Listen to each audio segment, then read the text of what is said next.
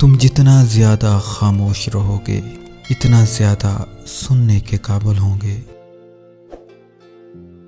جب درد حد سے زیادہ بڑھ جائے تو انسان روتا نہیں، خاموش ہو جاتا ہے۔ خاموشیاں بے وجہ نہیں ہوتی، کچھ تو برداشت کیا ہوتا ہے۔ جو انسان جتنا زیادہ خاموش رہتا ہے وہ اپنی عزت کو اتنا ہی محفوظ رکھتا ہے۔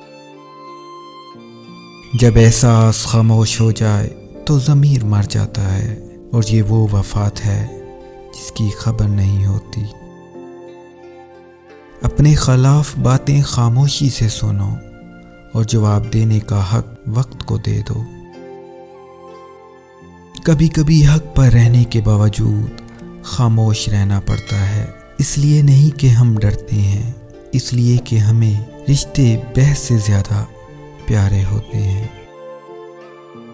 دو چیزیں انسان کی کمزوری ظاہر کرتی ہے، جہاں بولنا ہو وہاں خاموش رہنا، جہاں خاموش رہنا ہو وہاں بولنا۔ خاموشی عقل مند زیور اور احمق کا بھرم ہے۔ جب انسان خود سے مخاطب ہونے لگتا ہے تو دوسروں سے خاموشی اختیار کرنے لگتا ہے۔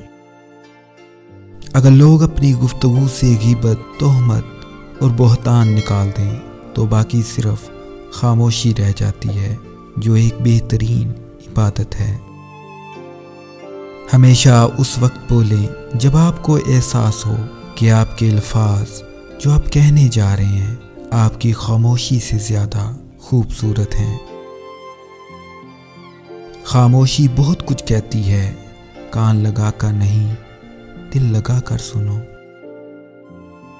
خاموشیاں کبھی بے وجہ نہیں ہوتی، کچھ درد ایسے بھی ہوتے ہیں جو آواز کو چھین لیتے ہیں۔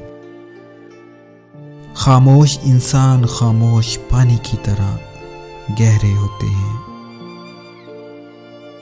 جانتے ہو اذیت کیا ہے؟ کہنے کو تو بہت کچھ ہونا مگر خاموش رہنا۔ جو انسان تمہاری خاموشی سے تمہاری تکلیف کا اندازہ نہ کر سکے، اس کے سامنے زبان کا اظہار کرنا صرف لفظوں کو ضائع کرنا ہے۔ کسی کے ساتھ لڑنا جھگڑنا انسان کے وقار میں کمی لاتا ہے۔ لوگوں کو اپنی خاموشی سے ڈراؤ۔